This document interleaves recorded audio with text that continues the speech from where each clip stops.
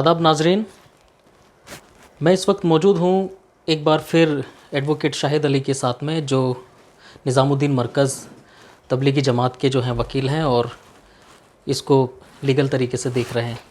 शाहिद साहब, जिस तरीके से कार्रवाइयाँ चल रही हैं, लगातार जो है ख़बरें ये मिल रही हैं कि मौलाना साद को एक मरतबा, दो मरतबा, बल्कि तीन मरतबा जो है नोटिस जारी किया गया है और उसका जवाब भी दिया गया है। क्या है ये पूरा मामला और अभी तक इसमें बीच के दिनों में क्या कार्रवाई आ रही हैं? देखिए, मीडिया फेक न्यूज़ चला रही है और मुझे बहुत अफसोस के साथ कहना पड़ रहा है कि जो न्यूज़ एजेंसीज़ हैं वो भी फेक न्यूज़ चलाने में इस वक्त विश्वास कर रही हैं। निज़ामुद्दीन मरकज़ को या मौलाना साद साहब को सिर्फ एक नोटिस आया है और उस नोटिस का जवाब दिया जा चुका है, जिसमें हमने टाइम मांगा है, जो हम आपको पहले बता चुके हैं जी। इसके अलावा कोई भी नोटिस नहीं आया है। तो इस तरह की चीज़ें ये लोग फैला रहे हैं कि दूसरा नोटिस दिया गया या तीसरा नोटिस दिया गया। मेरे समझ में नहीं आता है कहाँ से इन्फॉर्मेशंस ये लोग लेके आते हैं और लेके आने का मतलब नहीं होता, चूँकि इनकी इन्फॉर्मेशन से सारी की सारी फॉल्स हैं। बेसिकली हमें ये लगता है कि फेक न्यूज़ चलाने में लोग माहिर हो चुके हैं और फेक न्यूज़ ही चला रहे हैं। जिस तरीके से ये बताया जा रहा है कि मरकज़ के अंदर कुछ कंप्यूटर थे, वो कंप्यूटर वहाँ से गायब हैं, वहाँ सिर्फ 3 से 4 प्रिंटर बताए जा रहे हैं जो वहाँ पर हैं, तो कागज़ी जो कार्रवाई थी क्राइम ब्रांच की तरफ से वो भी नहीं की जा रही है। इस तरीके की तफ्तीशें चल रही हैं और कुछ अरेस्ट वारंट किस तरीके से लिए जाएं मौलाना साद को गिरफ़्तार करने के लिए, क्या इस तरीके का कुछ प्लान चल रहा है या क्या लग रहा है आपको? देखिए, जो तफ्तीश की आप बात कर रहे हैं कि वहाँ से क्या है क्या नहीं है, हमारा पहले से स्टैंड ये है कि इन्वेस्टिगेशन की जितनी भी चीज़ें हैं हम उसके बारे में कुछ नहीं बोलेंगे क्योंकि इन्वेस्टिगेशन होने दीजिए, दूध का दूध, पानी का पानी आ जाएगा, सबके सामने आ जाएगा और सच कभी हारता नहीं है। सच विचलित तो हो सकता है, तो सच इस बार भी नहीं हारेगा। जहाँ तक दूसरी वाली बात है आपकी कि साहब वो अरेस्ट वारंट लेंगे या अरेस्ट वारंट लेने की कोशिश कर रहे हैं, मैं बार बार आपको ये बता रहा हूँ कि कानूनी जो भी प्रक्रिया है, हम कानूनी प्रक्रियाओं का सम्मान करते हैं। कानूनी प्रक्रिया जो भी होगी हम उसको पूरा करेंगे। जहाँ तक एफआईआर की बात है, एफआईआर में कोई भी दफ़ा, कोई भी सेक्शन ऐसा नहीं है कि जिसमें किसी की भी अरेस्ट की ज़रूरत हो। तो इसलिए अरेस्ट की जो बात है ये मिथ है या झूठी बात है, मीडिया के द्वारा फैलाई गई है एक चीज़ को सनसनीखेज़ बनाने के लिए, या जो इन्होंने मुल्क का हाल कर दिया है। इस मुल्क में एक नफ़रत वाली पॉलिटिक्स के तहत उन्होंने ये मीडिया ने पूरी की पूरी भ्रामक और गलत खबरें फैलाई, क्योंकि जब एफआईआर कहती है कि उनकी गिरफ्तारी की ज़रूरत नहीं है, यानी बेलेबल ऑफेंस है, तो फिर मीडिया ने किस आधार पे ये कह दिया कि मौलाना साद साहब भाग रहे हैं, मौलाना साद साहब फ़रार हैं। और उस तरह से मीडिया ने मरकज़ को एक बहाना बना करके पूरे मुसलमान कौम को टारगेट किया, पूरे मुसलमान कौम के ख़िलाफ़ एक माहौल बनाया और उसका जो सबूत है वो पूरे देश में सामने आ रहा है। जगह जगह मुसलमानों को टारगेट किया जा रहा है। बल्कि अभी आप कल की एक वीडियो देखिए, उसमें एक हॉकर है, उस हॉकर को कुछ लोग रोकते हैं, 2-3 लोग, उनसे कहते हैं कि आप टीवी नहीं देखते, नाम पूछते हैं, वो अपना नाम बताता है मोहम्मद समथिंग, तो फिर ये पहले वाले नाम को लेकर के वो गाली बकते हैं और ये कहते हैं कि तुम लोग जिहादी हो जी। ठीक है। तो ये जो जिहादी वर्ड चलाया, ये टेलीविज़न ने चलाया, टेलीविज़न के एक बहुत बड़े वर्ग ने चलाया कि कोरोना जिहाद या ये जिहाद कर रहे हैं, कोरोना को फैला रहे हैं। वही अल्फाज वो आदमी जब उस बच्चे को मार रहे हैं जी, तो वही अल्फाज इस्तेमाल कर रहे हैं। इसका मतलब क्या है? इस बात से साफ साबित होता है कि मीडिया ने जो गेम खेला, वो मीडिया का जहर, वो मीडिया का गेम लोगों की नसों में पेवस्त हो गया।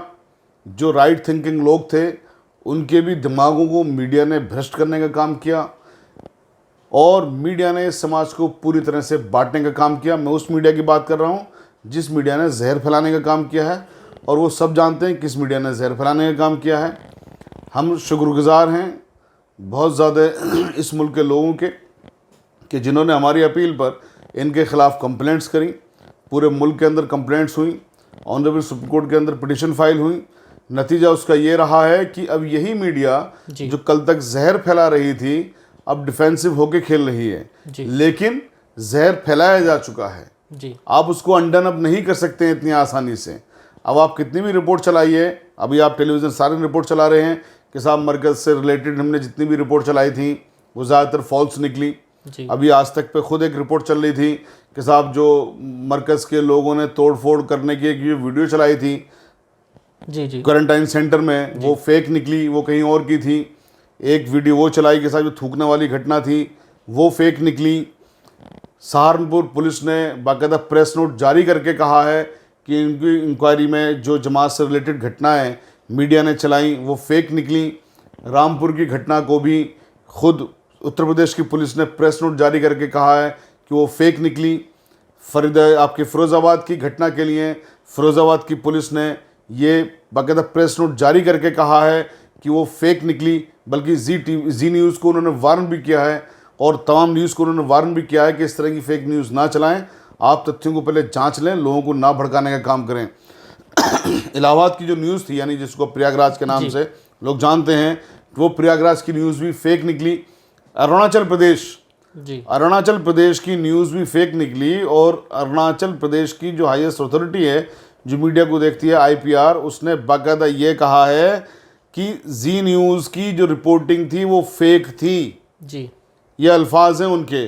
और जब ये अल्फाज हैं कि जी न्यूज़ की रिपोर्टिंग फेक थी, तो आप किस चीज़ का इंतजार कर रहे हो? आप जी न्यूज़ को क्यों नहीं बैन करते आप? जी बल्कि अब मैं आपको उनके अल्फाज बताऊं अरुणाचल IPR के, वो ये है, the reporting by Zee news is false and does not carry any authenticity. जी तो इतने बड़ी बातों के बावजूद भी जब खुद एडमिनिस्ट्रेशन ये कह रहा है, सरकार ये कह रही है कि मीडिया ने जो रिपोर्ट चलाई वो ज़्यादातर झूठ निकली, कुछ पेंडिंग इन्वेस्टिगेशंस हैं, उनकी भी इन्वेस्टिगेशन होकर आ जाएगी। और दूसरी तरफ इस फॉल्स न्यूज़ से या फेक न्यूज़ से जब समाज का आपने वो बंटाधार कर दिया कि लोग अब कानून को अपने हाथ में लेने लगे, लोगों की पिटाई सिर्फ धर्म के आधार पर करने लगे, सिर्फ नाम जान के उनको जिहादी कहने लगे, तो अब आप किस चीज़ का इंतज़ार कर रहे हो? हम ऑनरेबल प्राइम मिनिस्टर साहब से इसमें दरख्वास्त करते हैं, हम जो रेस्पॉन्सिबल मिनिस्ट्री है, मिनिस्ट्री ऑफ ब्रॉडकास्टिंग इंफॉर्मेशन, हम उनसे भी दरख्वास्त करते हैं कि इन चैनलों को खुदारा आप बैन करें या इन चैनलों के ख़िलाफ़ इस तरह की पाबंदियां लगाएं कि ये लोग फॉल्स और फेक रिपोर्टिंग करना बंद कर दें। सब चीज़ से सर, इनकी जो बिज़नेस है मीडिया का, उससे बड़ा हमारा देश है, सब चीज़ से बड़ा हमारा देश है। हम सब लोग अगर मुत्तहिद हैं, यूनाइटेड हैं, तो पूरा देश बनता है। पूरा देश जब बनता है तो पूरी एक ताकत बनती है। ये इस ताकत को तोड़ना चाहते हैं। बचपन में हमने एक कहावत सुनी थी, हमारे नाना में सुनाया करते थे, वो जो आपने भी सुनी होगी, सब बच्चे जानते हैं उसको, कि एक आदमी ने 5 लकड़ियाँ दी, उनसे कहा कि इन लकड़ियों को अलग अलग तोड़िए। सब ने तोड़ दी। जब उन 5 लकड़ियों को एक साथ इकट्ठा कर दिया तो कोई नहीं तोड़ पाया। तो जो मुल्क है हमारा, वो हम सब से मिलकर बनता है। हिंदू, मुस्लिम, सिख, ईसाई, जितने भी लोग यहाँ पर हैं, सबसे मिलकर बनता है। इनको जो आपस में बांट रहे हैं, फिर तो उन आतंकवादियों को कुछ करने की ज़रूरत ही नहीं है जो हमारे देश पे बुरी निगाह लगा के रात दिन बैठे हुए हैं, जो हमारे देश को तोड़ना चाहते हैं। ये सारा काम तो मीडिया कर रही है उनका। तो बेसिकली मैं अगर ये कहूँ कि ये जो फॉल्स और फेक न्यूज़ चला रही है मीडिया, ये उन आतंकवादी संगठनों के लिए काम कर रही है, देश को तोड़ना चाहते हैं, तो इसमें क्या बुरी बात होगी? फिर क्यों नहीं देश के जो हमारे ऑनरेबल प्राइम मिनिस्टर साहब हैं या सर्वोच्च संस्थाएं हैं, इनके खिलाफ बैन लगाती, इनके खिलाफ कोई एक्शन लेती कि ये फेक रिपोर्टिंग करना बंद कर दें? जिस तरीके से ये जी न्यूज़ के जो पत्रकार हैं, एडिटर इन चीफ हैं सुधीर चौधरी, ये इनके ऊपर पहले भी कई मामले दर्ज हैं, लेकिन उसके बावजूद भी ये इतने बड़े नेशनल चैनल में एक पद पर हैं, क्यों इनके खिलाफ कोई ऐसी कार्रवाई नहीं होती? और जिस तरीके से अभी पिछली बार आपने हमारे ही साथ न्यूज़मैक्स के साथ बात करते हुए बताया था कि लोग किस तरीके से मीडिया के खिलाफ अपनी शिकायतें दर्ज करें, तो ये जो मुहिम थी और ये जो आपका मैसेज था, ये काबिल तारीफ़ भी रहा और लोगों की इसमें सराहना भी की जाएगी, क्योंकि इसमें सबसे ज़्यादा लोगों ने इसका इस्तेमाल भी किया। उसी का नतीजा ये जो है आज हम सबके आपके सामने है। लेकिन फिर भी इस तरीके की जो हरकतें हैं वो रुक नहीं रही, क्योंकि जो एक जहर था वो तो पूरी तरीके से घुल चुका है लोगों के जहन में।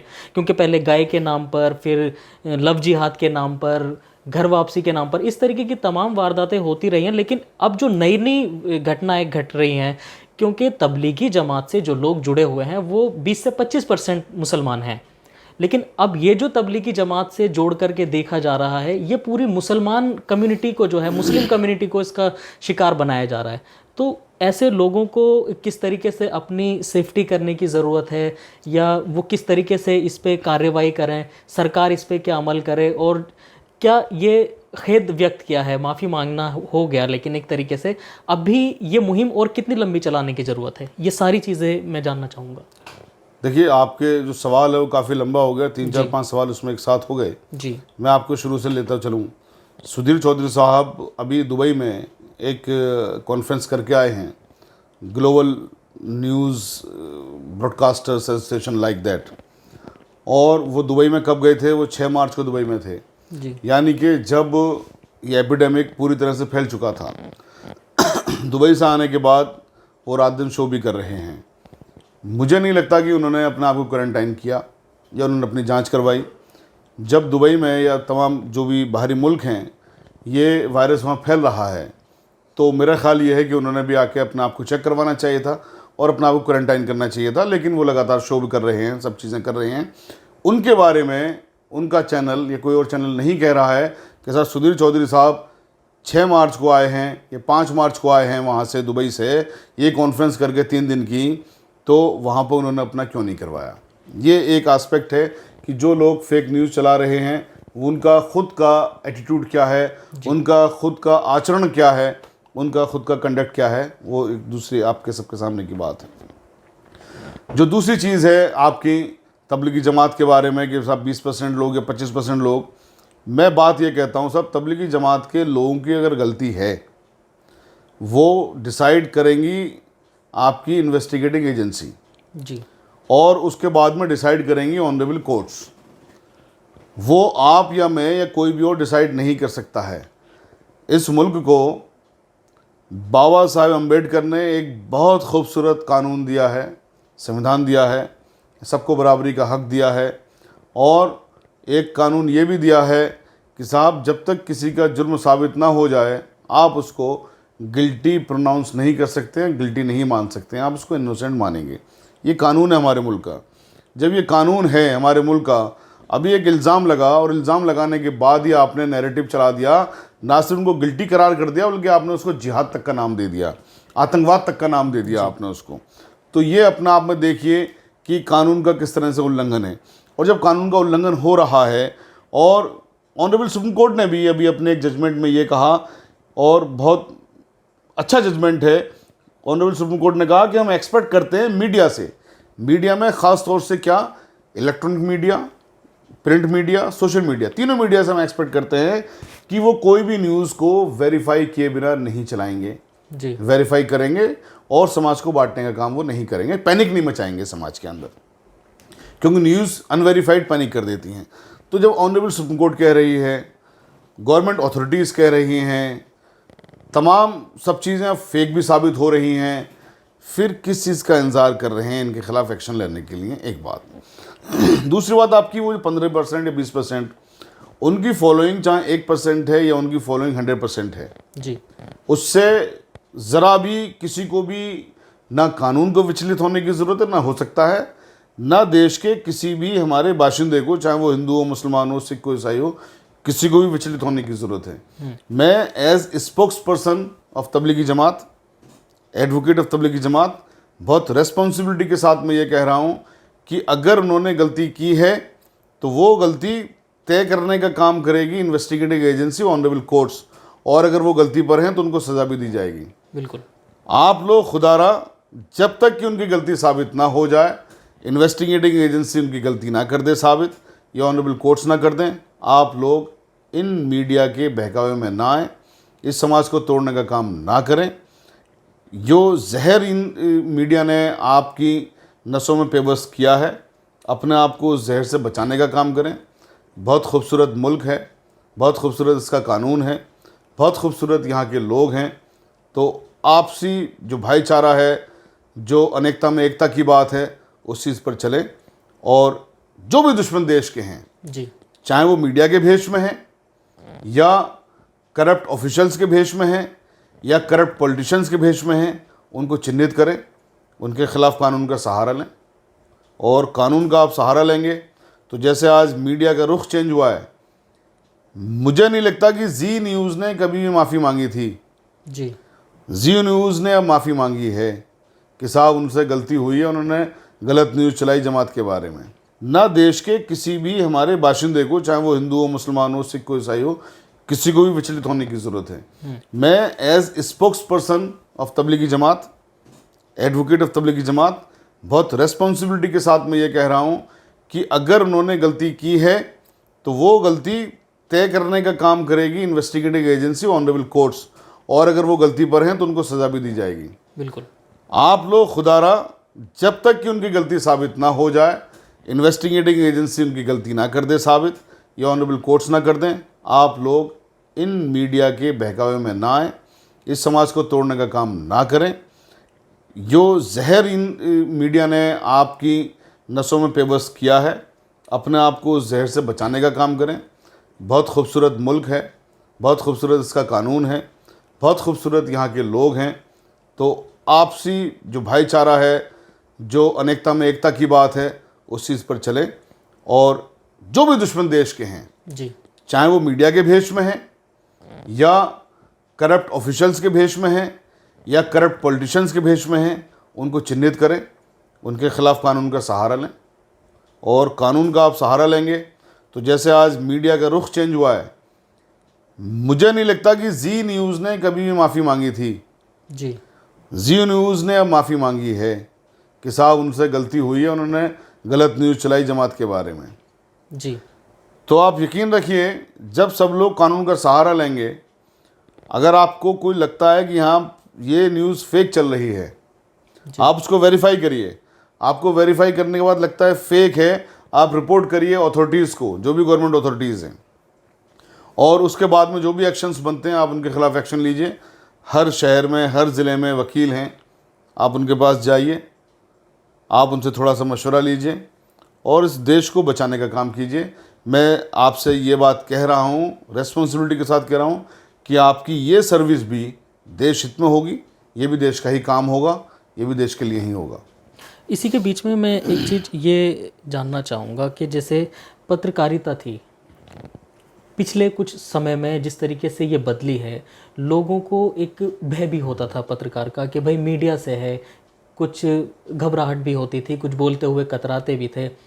लेकिन अब इस वक्त जो है, लोगों में क्या ये माना जाए कि जो मीडिया ने अपना एक जो चेहरा बदला है, उसकी वजह से भी लोगों का मिजाज मीडिया के खिलाफ बदल कर सामने आ रहा है, और वो उनको भी ये ताकत मिली है इस तरीके से कि वो भी ये जान पाए कि भाई मीडिया के खिलाफ भी हम शिकायत कहीं जा कर के कर सकते हैं। क्योंकि ये माना जाता है आम लोगों के बीच में, जो इस चीज़ को नहीं जानते, कि भाई मीडिया से आगे कुछ नहीं है, क्योंकि मीडिया ही एक माध्यम है जो हमारी दबी हुई आवाज़ को उठाता है। लेकिन अगर जब यही हमें प्रताड़ित करने लगे तो इसके खिलाफ आवाज़ कहाँ से उठाई जाएगी? देखिए, अभी आप किसी भी एक ऐसे आदमी के सामने मीडिया का नाम लीजिए जो मीडिया को नहीं जानता है जी, तो वो भी बता देगा, मीडिया कहते ही कि बिकाऊ मीडिया, कुछ गोदी मीडिया, कुछ फेक मीडिया, तरह तरह से, मतलब मीडिया ने अपना स्तर, बहुत अच्छे लोग भी हैं मीडिया में जी, लेकिन जो लोग गलत होते हैं ना, जैसे मैं आपको एक मिसाल देके बताता हूँ। कोई आदमी अभी बाज़ार के अंदर नंगा हो जाए जी, तो पूरा बाज़ार उसको देखेगा, जबकि इतने सारे लोगों ने कपड़े पहने हुए, उसका कोई जिक्र नहीं करेगा, नंगे का जिक्र होगा। तो मीडिया का स्तर गिराने में जिन रिपोर्टर्स ने काम किया है, उन रिपोर्टर्स की वजह से मीडिया का स्तर इतना गिर गया है कि पूरी मीडिया इस वक्त बदनाम है। जी, और चूंकि जैसे मैंने आपको बताया, ये मुल्क कानून का मुल्क है। बाबा साहब अम्बेडकर ने बहुत खूबसूरत कानून दिया है इस मुल्क को। यहाँ पर इस मुल्क के अंदर एक आम आदमी से लेकर के और ऑनरेबल प्रधानमंत्री तक साहब, जी, जितने भी लोग हैं, सब कानून के नीचे हैं। सबको कानून का डर होना चाहिए, सबको कानून का डर है, यानी सबके खिलाफ कानून में रास्ते खुले हुए हैं अगर कोई आदमी गलत काम करता है जी, तो मीडिया भी इससे बची हुई नहीं है। जब मीडिया गलत काम करेगी तो उनके खिलाफ भी एवेन्यूज़ हैं। अगर आप उनका चैनल नहीं बंद करवा पा रहे हैं, बहुत बड़े लोग हैं, अथॉरिटीज़ को उन्होंने ख़रीद लिया है, सब कुछ कर लिया है, ठीक है, ये बहुत सारी चीज़ें हैं, तो आपके पास आईपीसी में भी समाधान है। आईपीसी में सेक्शन 153A है, बहुत सारे सेक्शंस हैं। आप उनके खिलाफ संबंधित थानों में एफआईआर दर्ज करवाइए। आप ब्रॉडकास्टर एसोसिएशन जो है, आप वहाँ भी कंप्लेंट कर सकते हैं, आप ऑनरेबल कोर्ट्स में रिट में जा सकते हैं, आपके पास बहुत सारे माध्यम हैं उसमें करने के लिए। मैं आपसे बारंबार ये कहता हूँ कि जो भी कोई अगर ये सोचता है कि मीडिया सबसे ऊपर है या मीडिया के ख़िलाफ़ केस नहीं हो सकता है, या मीडिया के वो लोग अपना आप ये सोचते हैं कि हम बहुत ताकतवर हैं, हमारे खिलाफ़ कुछ नहीं हो सकता है, तो हम बता देना ये चाहते हैं कि ये मुल्क बाबा साहेब के दिए हुए संविधान से चलता है, ये मुल्क कॉन्स्टिट्यूशन से चलता है, और ये मुल्क कानून से चलता है, और कानून सबसे ऊपर है इस मुल्क का। आखिरी सवाल मैं ये जानना चाहूँगा आपसे कि, और ये भी कोशिश करूँगा कि आप एक अपील भी करें, क्योंकि जो माशरा है हमारा उसमें कुछ लोग हैं जो अभी भी छुपे हुए हैं, जैसे कि बताया जा रहा है। उनको किस तरीके से घबराने की ज़रूरत नहीं है। अगर उनको इस तरीके की परेशानी है, या वो जमात से जुड़े हुए हैं या मरकज़ में उस वक्त जुड़े हुए थे, उनको बिल्कुल भी घबराने की, डरने की ज़रूरत नहीं है, क्योंकि कहीं ना कहीं जिस तरीके का माहौल बनाया गया, लोगों में घबराहट है, और इस वजह से कुछ लोग आ भी नहीं रहे हैं सामने, जिसकी वजह से इनको दूसरे लोगों को और मौका मिल रहा है। तो ऐसे जो लोग हैं उनसे क्या आप अपील करेंगे? देखिए, मैं चूँकि मरकज़ का प्रवक्ता हूँ जी, तो मेरे पास बहुत सारी रिपोर्ट्स आती हैं। हमने, मरकज़ ने एक लेटर लिखा, उस लेटर के माध्यम से जो भी मुल्क की सर्वोच्च अथॉरिटी है उनको भी सूचित किया, और जगह जगह जहाँ पर जमातें हैं उन सबसे भी कहा कि आप संबंधित थानों में जा कर के इन्फॉर्मेशन दीजिए कि आप लोग जमात का काम कर रहे थे, आप लोग जमात का काम कर रहे हैं। उन लोगों ने जाके वहाँ इन्फॉर्मेशंस भी दी हैं, सब कुछ किया हुआ है। संबंधित थानों ने या जो एजेंसियां और हैं, हेल्थ एजेंसी हैं, बाकी जो एजेंसियां हैं, उन्होंने उनको क्वारंटाइन करने का भी काम किया, उनके मेडिकल चेकअप्स भी हुए। कहीं पर उनके सारे के सारे नेगेटिव आए, कहीं पर कुछ पॉजिटिव आए, वो सारी चीज़ें प्रक्रियाएं चल रही हैं। हम आपके माध्यम से ये कहना चाहते हैं कि हमारी इन्फॉर्मेशन के मुताबिक एक भी तबलीगी जमाती छिपा नहीं है जी, क्योंकि तबलीगी जमात ने खुद आगे आके फोर फ्रंट पर आके, मौलाना साद साहब ने एक ऑडियो के माध्यम से, हम लोगों ने मीडिया के और दूसरे माध्यम से, और सरकारी जो भी एजेंसियां हैं उनके माध्यम से सब लोगों को अवगत भी करा दिया कि कौन कौन लोग जमात से जुड़े हुए थे। उन जमातियों को भी अवगत करा दिया कि आपने जा कर के संबंधित थानों में सूचना देनी है, संबंधित एजेंसीज में सूचना देनी है, तो इसमें छिपने का कोई मतलब नहीं होता है। दूसरा बात यह है कि जो लोग पुराने जमात से जुड़े हुए हैं, जो लोग दिसंबर में जमात में गए, जनवरी में जमात में गए, ठीक है, इसमें पुलिस ने उन लोगों को भी बुला लिया। हालांकि उनका इससे कोई मतलब नहीं है, लेकिन हमने कहा कि भाई आप भी जाइए, पुलिस इसको भी बुला रही है, आप जाइए, आप कोऑपरेट करिए। तो हमारे हिसाब से कोई बचा नहीं है। कोई अपवाद होगा कहीं पर तो वो होगा, वो भी आज निकल सबके सामने आई जाएंगी सारी की सारी चीज़ें। तो जो भी कुछ भ्रम फैलाया जा रहा है कि ये लोग छुप रहे हैं, नहीं आ रहे हैं, हमारी अपनी ऑथेंटिक जानकारी के मुताबिक कोई भी छुपा हुआ नहीं है, सब लोग सामने आ चुके हैं। और हमने सबसे ये कहा है कि भाई आप जमात से अगर जुड़े हुए हो, किसी भी तरह से जुड़े हुए हो, तो भी आप जाके संबंधित थाने को बताइए, इन्फॉर्मेशन दीजिए, जो भी फिर वो कार्रवाई करेंगे उसके हिसाब से आप कार्रवाई करिए। जहाँ तक दूसरी बात है, हम दूसरे जो अपने, चूँकि सारे समाज के लिए बात मैं कर रहा हूँ, मैं बाकी मुसलमानों के लिए बात भी कर रहा हूँ, बाकी मैं और जो मेरे दूसरे भाई हैं, दूसरे मज़हब से ताल्लुक़ रखते हैं, लेकिन चूँकि हम सब भाई हैं, उनके लिए बात मैं कर रहा हूँ। देखिए, ये जो वक्त है बहुत नाजुक वक्त है। मुल्क और पूरी दुनिया एक ऐसे वक्त से गुज़र रही है जहाँ पर हमें बहुत सावधानी से काम लेना है। सरकारें इस पर अपना काम कर रही हैं। सरकारों की जो भी इन्फॉर्मेशन से सरकार जो भी एक्शन लेती है वो बहुत साइंटिफिक होते हैं उनके, क्योंकि वो तमाम रिसर्च के बाद में, जो संबंधित एजेंसियां उनकी रिपोर्ट्स के बाद में वो एक्शंस के लिए कहती हैं। तो जो भी कोई सरकार एक्शन ले रही है, आप यकीन रखिए वो एक्शन आपके हित में है, आप उस पर अमल करिए। और यही हमारा अल्लाह भी हमसे कहता है, कुरान भी हमें सिखाता है कि आप ऐसे वक्त में रिजिड मत बन जाइए। इस्लाम कुछ सख्त नहीं है जी। इस्लाम सिर्फ मस्जिदों में नमाज़ पढ़ने का नाम नहीं है। आपकी पूरी ज़िंदगी इबादत है, और इबादत का मतलब सिर्फ नमाज़ पढ़ना नहीं होता है। आप अपने घरों में नमाज़ पढ़िए, इंशाल्लाह ये वक्त गुज़र जाएगा। जब ये वक्त गुज़र जाए, हम सब लोग कोरोना से फ्री हो जाएं, पूरा मुल्क, पूरी दुनिया कोरोना से फ्री हो जाए, आप लोग फिर से मस्जिदों में नमाज़ पढ़िए, फिर से अपनी सब कुछ इसी तरह से आबाद करिए।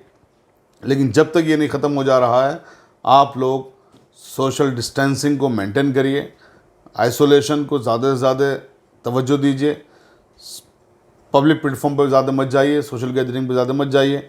और मैं अब आपके माध्यम से एक अपील मैं ऑनरेबल प्राइम मिनिस्टर साहब से करना चाहता हूँ। मैं ऑनरेबल प्राइम मिनिस्टर साहब से एक अपील जो करना चाहता हूँ वो ये है कि प्राइम मिनिस्टर साहब, आपकी बात पूरा मुल्क मानता है। बिल्कुल। जब आपने कहा कि बर्तन बजाइए, तालियां बजाइए, आप जो हेल्थ वर्कर्स हैं जी, उनके आप सम्मान में ये करिए, उनको आप सहानुभूति के लिए करिए, या उनके साथ आप हैं इस बात को दिखाने के लिए करिए। पूरे मुल्क ने तालियां बजाई। जब आपने कहा कि कैंडल्स जलाइए या दिए जलाइए या रोशनी कीजिए 9 मिनट, जी, तब वो भी किया। मैं अब आपसे एक बात कर रहा हूँ, मेरा पता नहीं क्यों ये यकीन है, और ये यकीन मेरा है, मैंने बहुत ज़्यादा इस चीज़ पर स्टडी किया है। इस स्टडी करने के बाद मैंने कुरान को भी स्टडी किया है। आप मेरे अगर यहाँ दिखाएंगे कैमरे को तो यहाँ गीता भी रखी हुई है, यहाँ पर महाभारत भी रखी हुई है, पुराण भी रखे हुए हैं, यहाँ पर उपनिषद भी रखे हुए हैं, हदीसें भी रखी हुई हैं। तमाम चीज़ों को स्टडी करने के बाद मैं ऑनरेबल प्राइम मिनिस्टर साहब से दरख्वास्त ये करना चाहता हूँ कि प्राइम मिनिस्टर साहब, आप अगर इस देश से कह दें कि 1 हफ्ते तक लगातार लोग अपने घरों में रहकर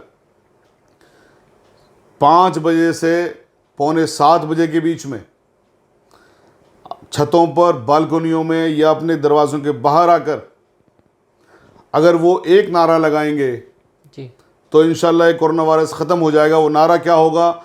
जो मुसलमान हैं वो अल्लाह अकबर का नारा लगाएं, जी, जो हिंदू हैं वो ईश्वर महान है का नारा लगाएं, जो क्रिश्चियंस हैं वो गॉड इज़ ग्रेट का नारा लगाएं, जो सिख और पारसी हैं वो अपने अपने मज़हब के हिसाब से इस बात का नारा लगाएं कि ईश्वर ही महान है, गॉड ही ग्रेट है, अल्लाह ही अकबर है।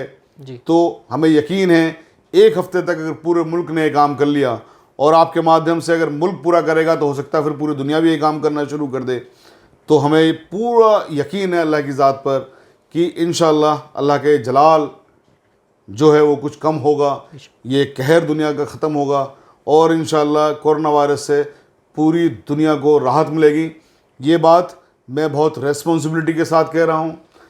इस बात को कहने में कोई ऐसी बात नहीं है कि मैं कोई भ्रांति फैलाने की कोशिश कर रहा हूँ या मैं किसी को किसी के मज़हब से भटकाने की कोशिश कर रहा हूँ। सब लोग अपने अपने मज़हब पे रहें, अपने अपने मज़हब के हिसाब से। आपने सिर्फ ईश्वर या अल्लाह या गॉड की आपने इस बात को बखान करना है, ऐलान करना है कि वही महान है, उसके अलावा और कुछ भी नहीं है। जी, तो आप यकीन रखिए, मैं फिर एक बार कह रहा हूँ, बहुत रेस्पॉन्सिबिलिटी के साथ मैं कह रहा हूँ कि अगर हमारे प्राइम मिनिस्टर साहब ने ये ऐलान कर दिया कि पूरा मुल्क ये करेगा तो फिर पूरा मुल्क करेगा भी, और इंशाअल्लाह इससे हमें आज़ादी मिल जाएगी।